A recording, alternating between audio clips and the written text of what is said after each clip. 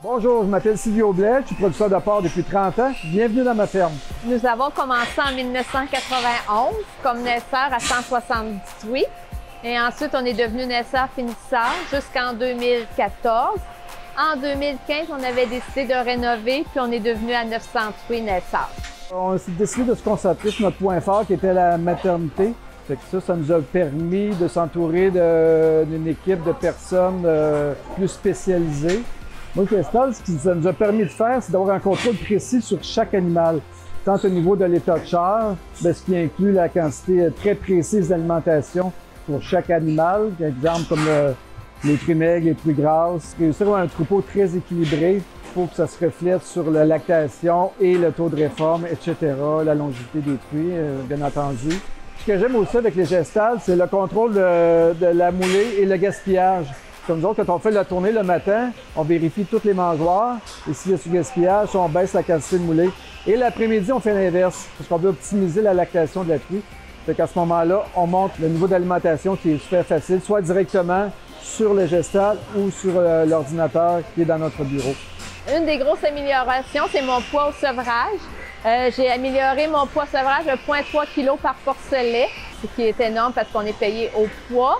Et ensuite, c'est mon ISO, c'est-à-dire que mon nombre de truies qui sont pas saillies, qui tombent pas en chaleur au sevrage, avant j'en avais une quinzaine, maintenant j'en ai entre 3 à 6. Aussi, ce qui est d'autant plus méritoire, c'est que porcelet a un jour de moins. On a changé de compagnie, puis même malgré les chaleurs d'été qu'il y a eu, avec une journée de moins d'âge, on atteint quand même ce niveau-là de 0,3 kg. Là, nous autres, c'est ça, on a décidé d'y aller par groupe de 40 truies. Fait que nous autres, on a décidé de mettre 3 DAC. Ça se passe très bien. Nous, le système, il commence, mettons, à minuit, mais on arrive à 8 heures le matin. Il y a à peu près, sur 40 truies, à peu près 2-3 truies qui n'ont pas mangé. Et même quand on a installé le système, les vieilles truies sont habituées très facilement, ce qu'on pensait qu'elle allait être difficile. Puis même les cochettes qui arrivent, je peux dire, mettons, par groupe de 40 truies, en dedans d'une journée et demie, il va en rester à peu près 3-4. Il faut habituer. Fait que c'est assez impressionnant de ce niveau-là. J'ai noté aussi, quand les truies rentrent dans les parcs, ça semble être instinctif de vouloir toujours de lever. Là. Ils sont habitués à la nature à tout effouiller. Fait qu'ils n'ont pas de difficulté à entrer dans les DAC. C'est ça, le bruit de la moulée qui coule, les autres se rapprochent, ils sortent et les autres rentrent. Fait qu'il n'y a pas vraiment d'entraînement à faire. Puis de plus, avec le gestal, ce qu'on a noté, c'est que, admettons qu'il manque de moulée dans un silo ou quelque chose de même, ou qu'il y a du gel, fait que les truies, ils mangeront pas de l'air. Fait qu'il y a un œil magique, fait que les truies sont juste en délai pour l'alimentation. Ça fait pas de perte, ça diminue l'agressivité vu qu'ils n'ont pas passé de repas.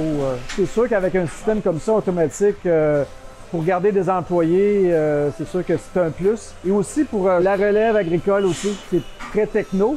Fait que des systèmes comme ça, c'est sûr qu'il y a beaucoup de technologie. Fait que je pense que ça motive beaucoup les générations futures. Surtout que les fermes sont de plus en plus grosses, c'est dû à la pénurie de main-d'œuvre qui s'en compense énormément sur le travail et tout en ayant la tranquillité d'esprit que de la précision du système. On s'est aperçu qu'il y a un retour sur investissement qui se fait.